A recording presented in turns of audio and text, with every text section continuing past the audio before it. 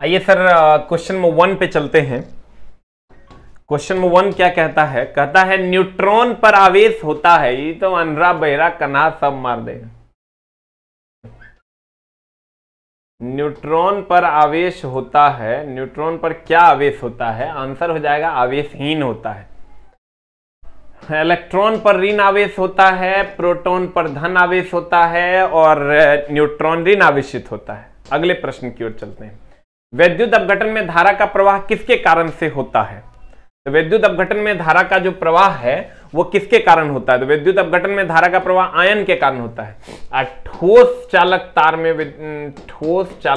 विद्युत धारा का प्रवाह मुक्त इलेक्ट्रॉन के कारण होता है। होल्स अर्धचालक में धारा का प्रवाह जो होता है वो होल्स के कारण होता है। न्यूट्रॉन के कारण कहीं पर भी धारा का प्रवाह नहीं होता है।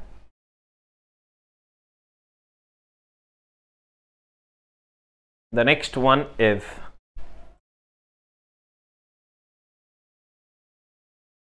अगले प्रश्न की ओर चलते हैं। अगला प्रश्न कहता है कांच के टुकड़े को रेशम से घर्षण कराने पर। हेलो, नमस्कार, कौन?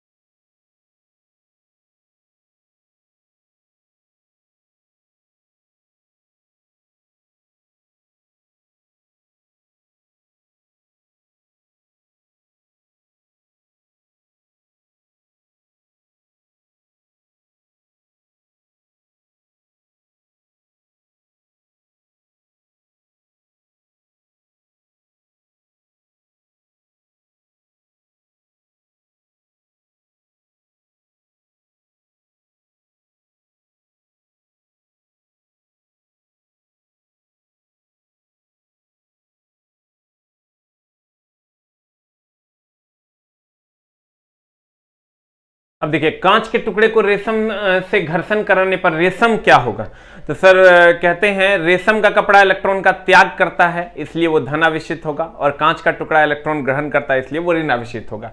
रेशम जो है वो रेशम का कपड़ा इलेक्ट्रॉन त्याग करता है इसलिए ये धन आवेशित हो जाएगा, धन आवेशित हो जाएगा।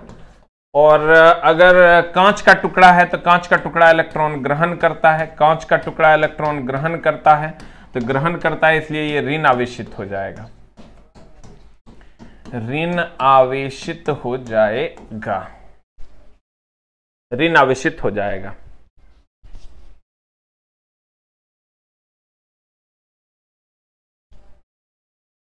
नीरज जी बताइए आंसर क्या हो जाएगा? तो कह रहा है रेशम का कपड़ा, तो रेशम त्याग करता है तो आंसर हो जाएगा धन आवेशित। अगले प्रश्न की ओर चलते हैं। कूलॉम के नियमानुसार दो आवेशों के बीच लगने वाला बल उनके आवेशों के गुणनफल के समानुपाती तथा उनके बीच की दूरी के वर्ग का व्युत्क्रमानुपाती होता है। दोनों को एक साथ अगर लिखोगे तो F समानुपाती हो जाएगा Q1 Q2 by R square के, और यहां से समानुपाती का चिन्ह हटा दोगे तो आ जाएगा F बराबर 1 by 4 pi epsilon not Q1 Q2 by R square. Answer बता दो क्या हो जाएगा? दोनों आवेशों के गुणनफल के समानुपाती होता है, होवे करता है। दोनों आवेशों के बीच की दूरी के वर्ग का व्युत्क्रमानुपाती होता है, होवे करता है। निर्वात की परम विद्युतशीलता पर निर्भर करता है यानी एप्सिलॉन नॉट पर निर्भर करता है, करवे करता है। आंसर क्या हो जाएगा बताओ? उपरोक्त सभी आंसर हो जाएगा। अगला, विद्युतीय बल रेखाएं खत्म होती है। देखो, विद्युतीय बल रेखाएं जो होती है ये धन आवेश से निकलती है और ऋण आवेश में समाप्त हो जाती है। विद्युतीय बल रेखा धन आवेश से निकलती है और ऋण आवेश में विलीन हो जाती है। तो आंसर बता दो क्या हो जाएगा, धन आवेश से शुरू होकर ऋण आवेश पर विलीन हो जाती है। A number is the right answer. अगले प्रश्न की ओर चलते हैं। कहता किसी खोखले चालक के अंदर विद्युतीय क्षेत्र की तीव्रता शून्य होती है, इसीलिए कहते हैं कार की खिड़की और दरवाजे बंद कर लेने चाहिए। विद्युत धारा एक अदिश राशि है, जबकि धारा घनत्व एक सदिश राशि है। धारा घनत्व जो है ये एक सदिश राशि है। हाँ सही है, सबका सही है। 9 नंबर, निम्न में से कौन चालकता का मात्रक है? देखो चालकता बराबर होता है 1 बाय प्रतिरोध, चालकता बराबर होता है 1 बाय प्रतिरोध, ये हो जाएगा 1 बाय ओम, ये हो जाएगा 1 बाय ओम हो गया। तो इसको हम पर ओम भी कहते हैं, इसी को हम उल्टा ओम भी कहते हैं, इसी को हम महो भी कहते हैं, इसी को हम सीमेन भी कहते हैं। अब बता दो आंसर क्या होगा। निम्न में से कौन सा चालकता का मात्रक है? चालकता बराबर 1 बाय प्रतिरोध यानी 1 बाय ओम, पर ओम, उल्टा ओम, महो या सीमेन। क्या होगा आंसर बताओ। ओम तो होगा नहीं, फेराड होगा नहीं, हेनरी होगा नहीं, सीमेन होगा, सीमेन हो जाएगा आंसर। ओम प्रतिरोध का ऐसा ही मात्रक है, फेराड किस धारिता का ऐसा ही मात्रक है, और हेनरी प्रेरकत्व का ऐसा ही मात्रक है, प्रेरकत्व का ऐसा ही मात्रक है।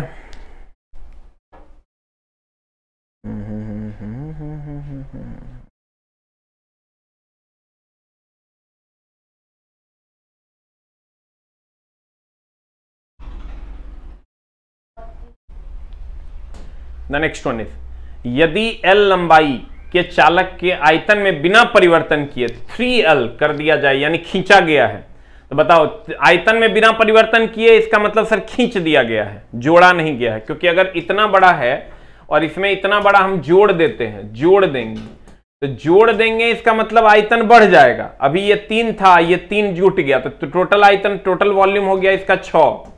लेकिन अगर इस इतना बड़ा है, इसको हम खींच के सर इतना बड़ा कर देंगे और इसका वॉल्यूम 3 था तो इसका भी वॉल्यूम 3 हो जाएगा। क्योंकि सर खींचने पर लंबाई बढ़ेगा तो चौड़ाई घटबो करेगा। तो जब ये कह रहा है आयतन में बिना परिवर्तन, इसका मतलब खींच दिया, खींचातानी करेगा तो 3 का 9 होता है, खींचातानी नहीं करेगा 3 का 3 होगा। सही है।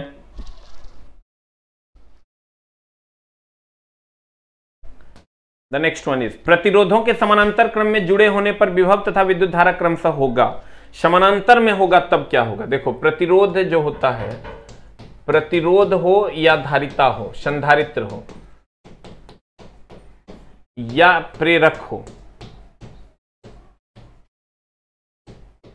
इस सब में क्या होता है कि एक होता है श्रेणी क्रम समूहन और एक होता है समानांतर क्रम समूहन।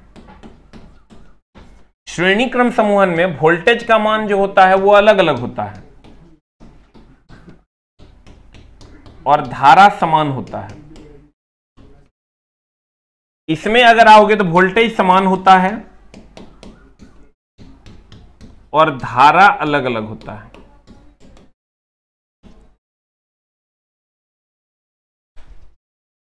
Right it down. हमेशा ध्यान रखना, समानांतर में वोल्टेज समान, श्रेणी में वोल्टेज अलग अलग, समानांतर में धारा अलग अलग, इसमें श्रेणी में धारा समान।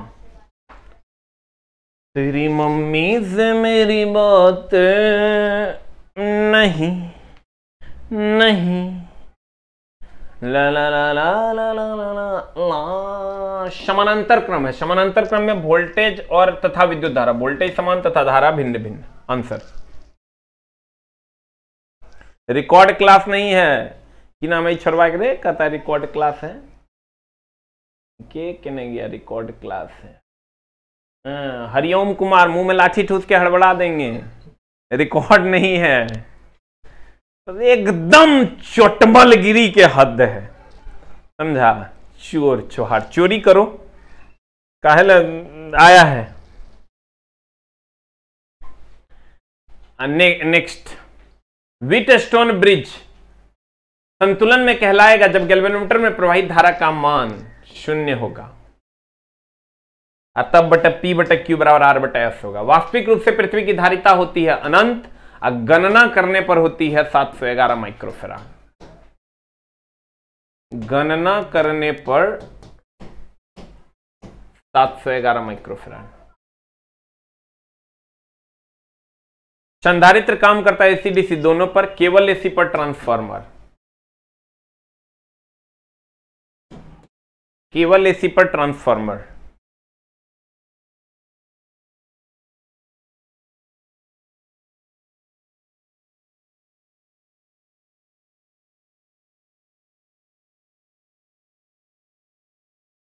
केवल एसी पर हो जाएगा, ट्रांसफार्मर हो जाएगा।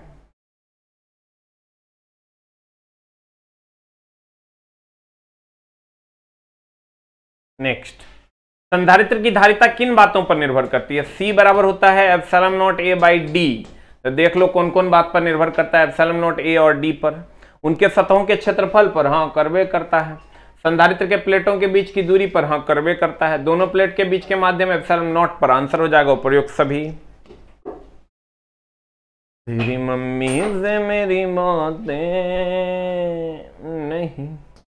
अगला, किसी वस्तु का परावैद्युत स्थिरांक 1 से अधिक होता है। परावैद्युत स्थिरांक बताता है कोई पदार्थ कितना अधिक कुचालक है। 1 बोर्ड ऑफ ट्रेड यूनिट बराबर 16। आंसर बता जल्दी से क्या होगा? 16 का आंसर हो जाएगा, चला बी फॉर बॉल, 36 गुना 10⁵ जूल, याद रखना होगा। निम्न में से कौन सा विद्युत धारा के चुंबकीय प्रभाव पर आधारित उपकरण है? उपर्युक्त सभी, गैल्वेनोमीटर, मोटर, विद्युतीय घंटी, सॉक।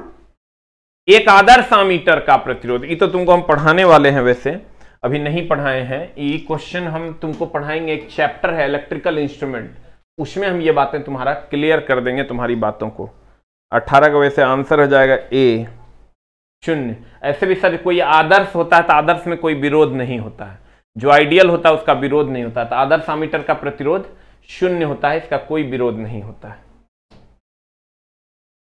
वैसे ही हम आगे पढ़ेंगे। किरचॉफ के प्रथम नियम किस राशि का संरक्षण? सर ये कहता है आने वाली धाराओं या आवेशों का जो है, आने वाली धाराओं का कुल योग जाने वाली धाराओं के कुल योग के बराबर होगा। तो आंसर बता दे क्या हो जाएगा? धारा का संरक्षण। किरचॉफ का जो दूसरा लॉ है, दूसरा नियम जो है वो ऊर्जा संरक्षण। दूसरा नियम जो है ये ऊर्जा संरक्षण के सिद्धांत पर आधारित है।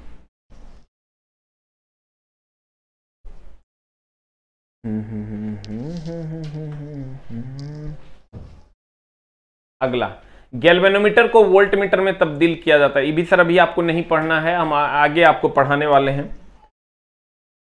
जब आप जाइएगा सर इलेक्ट्रिकल इंस्ट्रूमेंट चैप्टर में, तभी आप पढ़िएगा। सही संबंध बताइए। C बराबर होता है Q बाई भी। अब देख लो कहां है C बराबर Q बाई भी। धारिता बराबर आवेश बटे विभव। Answer A for Apple. धारिता एक सदिश राशि है कि धारिता एक कांस्टेंट है, इसलिए यह अदिश राशि है। कांस्टेंट हमेशा अदिश राशि होता है। किसी चालक में चार्ज के गतिमान होने की दर को क्या कहते हैं? चार्ज के गतिमान होने की दर को विद्युत धारा कहते हैं। वह बल जो विद्युत को चलाता है विद्युत वाहक बल कहलाता है। किसी बंद परिपथ में वोल्टेज और विद्युत धारा के अनुपात, वोल्टेज और विद्युत धारा का जो अनुपात होता है वो प्रतिरोध कहलाता है। का अनुपात डैश रहता है। तो वोल्टेज और विद्युत धारा का जो अनुपात रहता है वो क्या रहता है? एक कांस्टेंट क्वांटिटी रहता है। वोल्टेज और विद्युत धारा का जो अनुपात होता है, इसको नहीं देखना, वोल्टेज और विद्युत धारा का जो अनुपात होता है वो प्रतिरोध होता है, और प्रतिरोध हर तार का फिक्स होता है। हर तार का फिक्स होता है। हर तार का फिक्स होता है, यानी समान रहता है। आंसर हो जाएगा बी फॉर बॉल।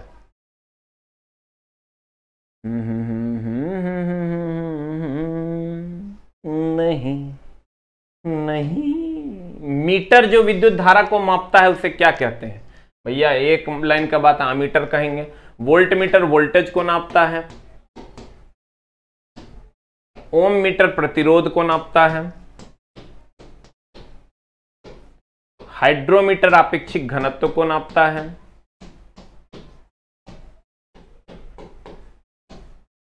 हाइड्रोमीटर जो है वो आपेक्षिक घनत्व को नापता है।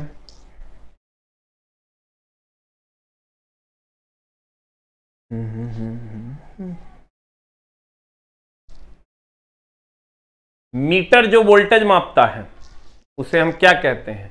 वोल्ट मीटर कहते हैं। टैकोमीटर शाफ्ट की चाल को नापता है, शाफ्ट की चाल नापता है। एम्पियर घंटा में बैटरी की क्षमता नापते हैं, बैटरी की क्षमता एम्पियर आवर में। ओम मीटर तो सबको पता है, प्रतिरोध।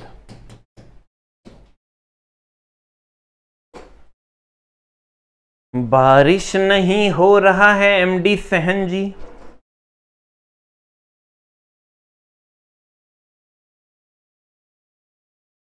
तेरी मम्मी से मेरी बातें नहीं। मीटर जो प्रतिरोध नापता है, ओम मीटर। टेकोमीटर अभी बताए हुए किया, शाफ्ट की चाल। प्रतिरोध का मात्रक होता है ओम। ये सब पूछता है बड़ा इजी, लेकिन पूछता है। एम्पियर हो जाएगा विद्युत धारा का, विद्युत धारा का। वोल्ट हो जाएगा वोल्टेज का। मिली वोल्ट हो जाएगा बहुत कम वोल्टेज का।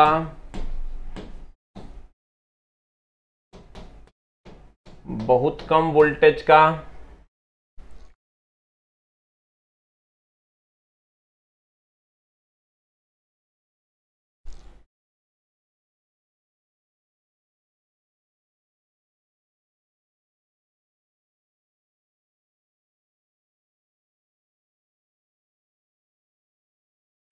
अगले प्रश्न की ओर चलते हैं। हेलो हेलो, क्लास में है। लंबी संचरण लाइनों में वोल्टेज डैश से मापा जाता है। लंबा संचरण लाइन है तो भैया किलो वोल्ट से नापेंगे। छोटा संचरण लाइन रहता था मिली वोल्ट या माइक्रो वोल्ट से नापते। ये हो जाता छोटा संचरण लाइन। और नॉर्मली अगर खाली पूछेगा तो कहेंगे वोल्ट में। लंबी संचरण लाइन में किलो वोल्ट। चालक की लंबाई बढ़ने से प्रतिरोध, चालक की लंबाई बढ़ने से प्रतिरोध बढ़ता है। चालक का अनुप्रस्थ काट का क्षेत्रफल बढ़ने से प्रतिरोध घटता है, उल्टा होता है। और चालक का प्रतिरोध समानुपाती होता है तापमान के, और अलग अलग तार का प्रतिरोध अलग अलग होता है। ये फिजिक्स में भी सारी मामला पढ़ने हैं और यहां ट्रेड में भी आपको पढ़ना है। सबसे इंपॉर्टेंट चैप्टर है ये। लंबाई बढ़ने से प्रतिरोध बढ़ता है।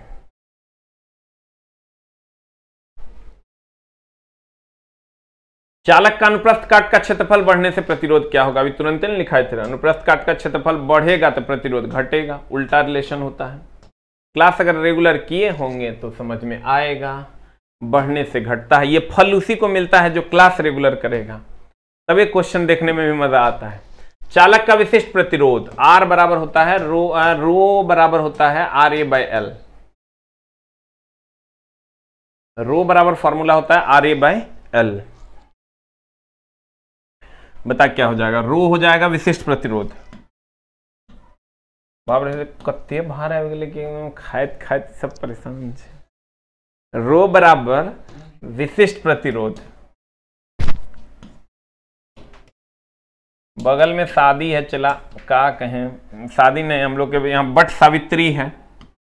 हम लोग का ब्याह ही नहीं हो रहा है, क्या होगा ये बट सावित्री? अब लगभो नहीं करता है, चला ब्याह होगा। तुम लोग को कहते हैं जल्दी जल्दी नौकरी लो, अपना अपना साली से ब्याह हमर करवाना, तो बुझवे नहीं करता है। ये क्षेत्रफल है, तुम लोग का अपने नहीं हो रहा है, हमार की करवाएगा? जगह अपना रहेगा वही दूसरे को देगा। बताओ चला। आज सर 7:35 में टॉप 20 कंप्यूटर के क्वेश्चंस आप सीख सकते हैं। और आज 6 बजे डीएसपी मैडम, जो इस बार डीएसपी बनी है और जो प्रेजेंट में सेल टैक्स में कमिश्नर है, वो लाइव रहेंगी अपने चैनल पे, एसके झा यूट्यूब चैनल पे, आना ना भूलें। अब बता क्या होगा? चालक की बनावट और पदार्थ कह दो, तो बनावट कह दोगे तो ए और एल दोनों आ जाएगा, पदार्थ कह दोगे तो आर आ जाएगा। खाली लंबाई पर निर्भर करता है। रो जो है खाली लंबाई पर निर्भर करता है, क्षेत्रफलों पर तो करता है, और चालक के प्रतिरोध पर भी तो करता है, तो तीनों पर करता है। तो इसलिए आंसर हो जाएगा ए नंबर। ए में सर इस सब आ जाएगा।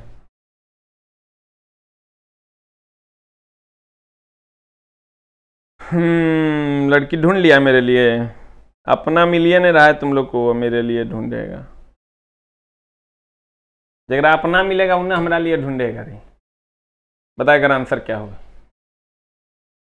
तेरी मम्मी से मेरी बातें। वोल्टेज दे दिया है 100 वोल्ट।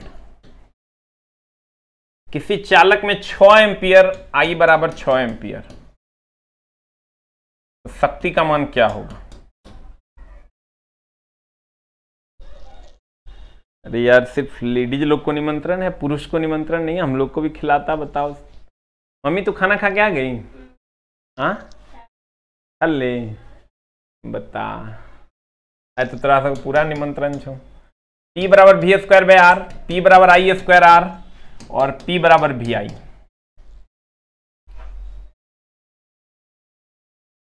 बताओ कैसे बनेगा।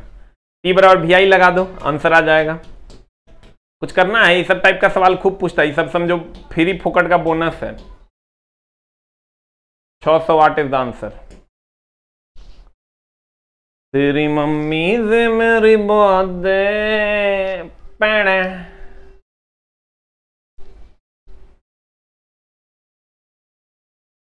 कृपया भाषा की मर्यादा में रहें, न तो मुंह में लाठी ठूस के हड़बड़ा दिया जाएगा। ठीक है रंजीत जी। भाषा की मर्यादा को अगर आप लांघ देते हैं तो आप ब्लॉक जैसे शानदार घटिया प्रोग्राम से गुजरिएगा और आपको हम ब्लॉक कर देंगे। आप मुंह में लाठी ठूस के हड़बड़ाएंगे वो अलग से। अगला प्रश्न आपके स्क्रीन पर ये रहा। 1.5 ओम प्रतिरोध वाले परिपथ में, यानी आर का मान दे दिया 1.5 ओम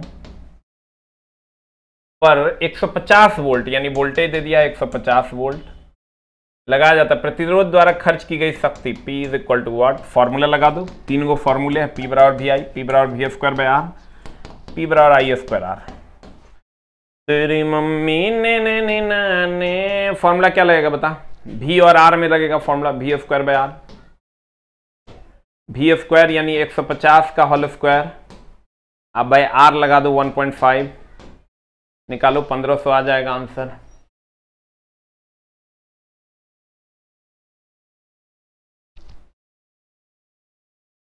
मेरा शादी नहीं हुआ है और अब हम सोच रहे हैं कि अब संन्यास ले लें और शादी करें भी ना, क्योंकि हो भी नहीं रहा है तो कम से कम लोग को ये हो तो कहेंगे कि संन्यास ले लिए हैं। अगले प्रश्न की ओर चलते हैं प्यारे बच्चों। इसके बाद हम लोग मैग्नेट स्टार्ट करेंगे। 1500 वाट के हीटर द्वारा 4 घंटे चलने पर खर्च की गई ऊर्जा किलोवाट आवर, यानी यूनिट निकालना है। यूनिट निकालना है। यूनिट कैसे निकलेगा, तो ऊर्जा निकालना है तो सबको गुना कर दो। 1500 वाट है, 4 घंटे में खर्च की गई ऊर्जा बटा 1000 कर दो। ये 2020 कट गया, 15 चौका 60, 6 यूनिट आंसर।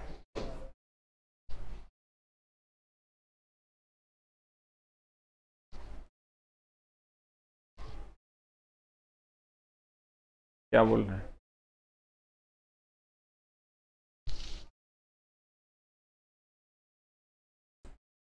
एक 1000 वाट के विद्युत स्त्री द्वारा खपत की गई, यानी पावर दे दिए 1000 वाट की विद्युत स्त्री द्वारा खपत की गई ऊर्जा 500 वाट की विद्युत स्त्री द्वारा खपत की गई ऊर्जा से।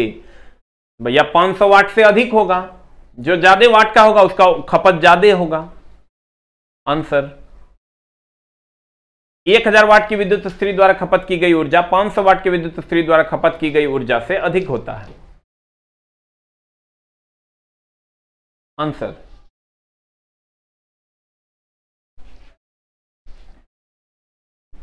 The next. 200 वाट और 500 वाट के समान वोल्टेज वाले लैंप में 200 वाट के लैंप का प्रतिरोध क्या होगा। P बराबर होता है वी स्क्वायर बाय आर। तो चला, जब समान वोल्टेज है तो भैया प्रतिरोध, जिसका पावर ज्यादा होगा उसका प्रतिरोध कम होगा, जिसका पावर कम होगा उसका प्रतिरोध ज्यादा होगा। तो 200 वाट जो है कम है पावर में, तो प्रतिरोध ज्यादा होगा, तो आंसर होगा अधिक।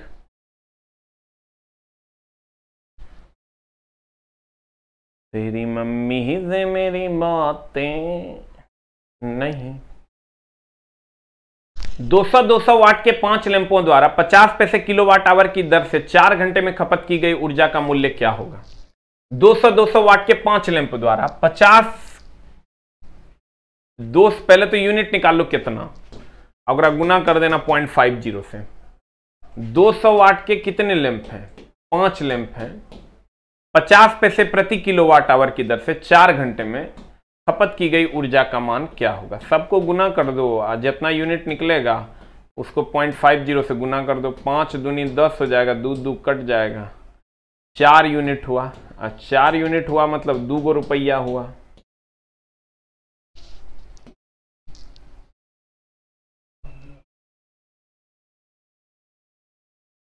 पिछला में एक 1500 आया था, उसको 15,000 आएगा, एक और जीरो आएगा, वो ऑप्शन में मिसिंग है। एक जीरो बढ़ा लेना ऑप्शन में। एक उपभोक्ता 4 घंटे के लिए 100 वाट के 5 लैंप, देखो इसको यूनिट निकालो पहले। 4 घंटे के लिए 100 वाट के 5 लैंप प्लस 2 घंटे के लिए 125 वाट के 1 टेलीविजन प्लस 1 घंटे के लिए 500 वाट के 1 विद्युत इस्त्री का उपयोग करता है। अब यूनिट निकाल लो, बटे 1000 से भाग दे दो, और जो यूनिट आएगा उसको 0.40 से, चूंकि 40 पैसे प्रति यूनिट है, 0.40 से गुना कर दो, आंसर आ जाएगा। आंसर लाके बताओ क्या होता है? 1.10 आएगा शायद आंसर। जो आएगा उसको, चूंकि 40 पैसा प्रति यूनिट है, उसको 0.40 से गुना कर दो।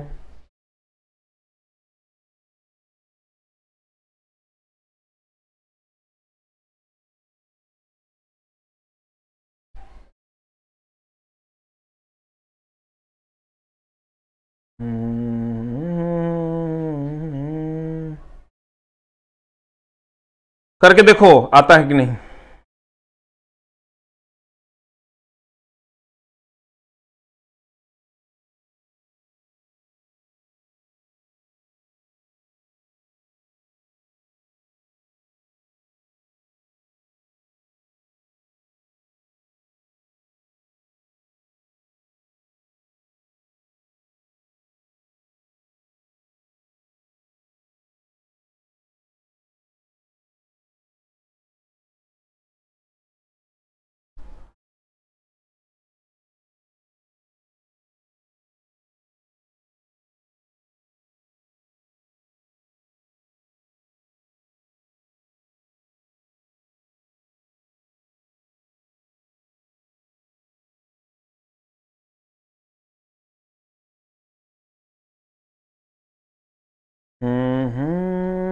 अगले प्रश्न में चलते हैं।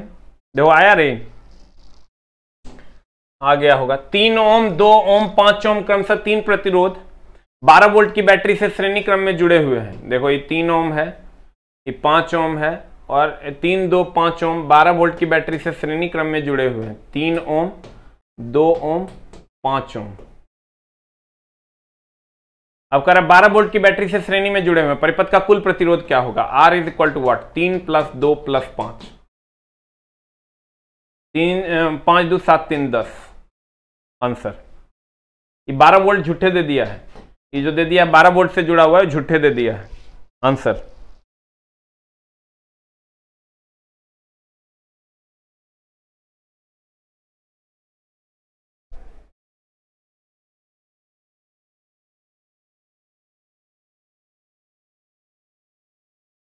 द नेक्स्ट वन इज 6 ओम के 3 प्रतिरोध 6 वोल्ट को की सप्लाई के साथ समानांतर में जुड़े हुए हैं। देखो ये लो जोड़ दिए, ये 6 ओम, ये भी 6 ओम, ये भी 6 ओम, ये 6 वोल्ट के साथ समानांतर में जुड़ा हुआ है। तो परिपथ का कुल प्रतिरोध क्या होगा? तो 1/R इज इक्वल टू बस 1/6 प्लस 1/6 प्लस 1/6 कर देना है, आंसर आ जाएगा। 6 6 एलसीएम ले लोगे, 3 दूनी 6, R इज इक्वल टू 2 ओम हो जाएगा answer. Prakash ji very good. अगले प्रश्न की ओर चलते हैं। 12 वोल्ट की सप्लाई के साथ 14 ओम और 6 ओम के प्रतिरोधों को समानांतर में जोड़ा जाता है, तो परिपथ का सर समानांतर में जोड़ दिया, 12 वोल्ट जो सप्लाई दे दिया है, अगर कोई काम नहीं है। ये हो गया 12 वोल्ट, ये हो गया 14 ओम, ये हो गया 6 ओम। तो प्रतिरोध निकालिएगा तो हो जाएगा 14 गुना 6 बटा 14 प्लस 6, 14 छके 74 बटा 20, 14 पंचा 70 होता है, 14 छके 84 हो जाएगा, 14 छके 84 बटा 2, 20 चौका 80, 20 दूनी 40।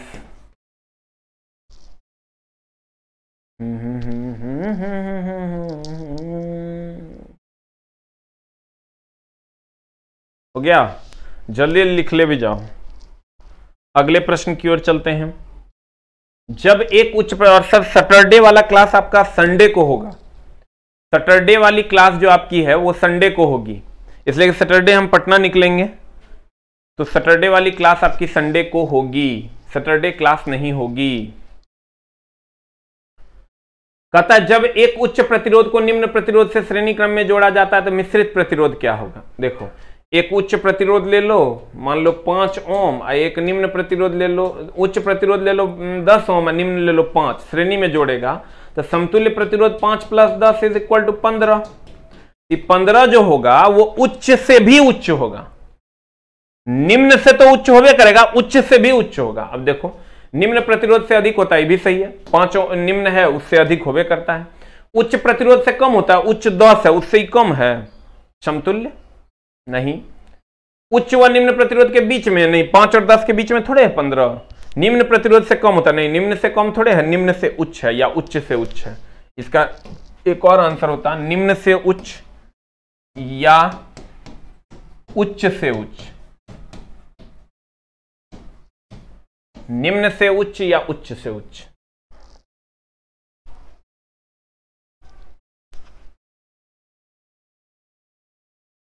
क्योंकि 15 जो है वो 5 से भी बड़ा है और 10 से भी बड़ा है, तो निम्न से भी उच्च है, उच्च से भी उच्च है।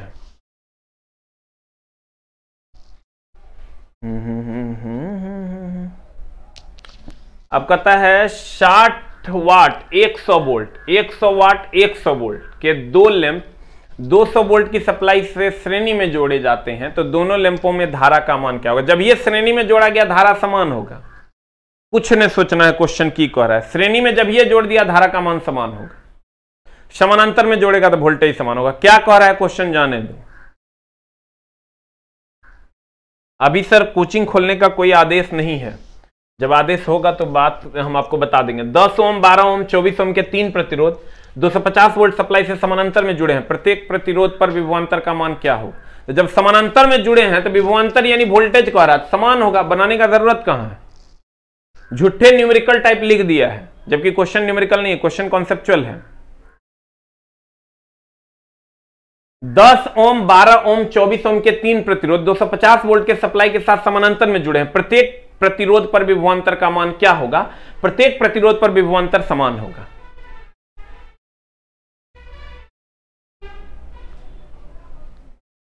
अगला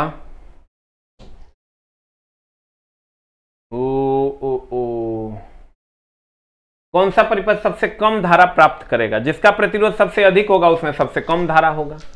नीचे चित्र में समान मान के प्रतिरोध 4 परिपथ जुड़े हुए हैं, कौन सा परिपथ सबसे कम धारा प्राप्त करेगा। सबसे कम धारा होगा उसका जिसका प्रतिरोध सबसे अधिक होगा। प्रतिरोध जिसका सबसे अधिक होगा उसका धारा सबसे कम होगा। अब देख लो रंजीत जी, इसको सबको एक एक ओम मान लो, सबको सॉल्व करो। अब सॉल्व करके देखो प्रतिरोध किसका ज्यादा है। जिसका प्रतिरोध सबसे ज्यादा होगा उसका धारा सबसे कम होगा। Then what is the answer. इसका तो प्रतिरोध कुछ नहीं करना है, R = 1 ओम हो जाएगा। इसका प्रतिरोध में आओगे R = 1 × 1 बटा 1 + 1 = 1/2 ओम। कैसे निकाल रहे हैं थोड़ा समझ में आ रहा होगा। इसका प्रतिरोध निकालोगे R = 1 + 1 = 2 ओम। इसका प्रतिरोध जब निकालोगे तो ये हो जाएगा 1/2 प्लस 1, तो 1/2 प्लस 1 हो जाएगा 3/2। अब बता दो सबसे ज्यादा प्रतिरोध किसका है? सबसे ज्यादा प्रतिरोध तो हमारा 2 ओम दिख रहा है, डी नंबर। तो कर सर धारा सबसे कम होगा। तेरी मम्मी से मेरी बातें नहीं। हेलो सरवन नहीं है ये।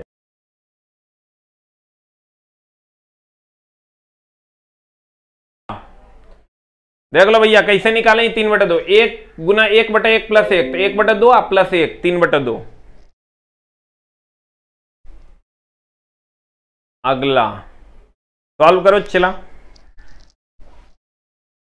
ये है 8 गुना 8/8 प्लस 8, ये हो जाएगा 64/16 यानी 4 ओम। इसको सॉल्व करोगे ये आ जाएगा 1/r is equal to 1/9 plus 1/9 plus 1/9, ये हो जाएगा 9, 3 r इज इक्वल टू हो जाएगा 3 ओम। तो ये 3 ओम आई 4 ओम, तो ये दोनों हो गया, ये 3 ये 4 ओम ये 3 ओम, तो ये r इज इक्वल टू हो जाएगा 4 प्लस 3 इज इक्वल टू 7 ओम। ये सब समानांतर में है इसलिए 1/1 कर दिए। आई दुए को है तो 1/8 प्लस 1/8 करोगे तो ऐसे ही आ जाएगा 8 × 8/8 प्लस 8। आंसर। आज की कार्रवाई यहीं तक रहेगी। अगली कक्षा संडे को होगी। सैटरडे ऑफ रहेगा क्योंकि सैटरडे हम सर पटना निकल सकते हैं, इसलिए सैटरडे ऑफ रहेगा। संडे को अगली क्लास होगी इसी टाइम में अपने नियमित समय 4 बजे। Thank you very much.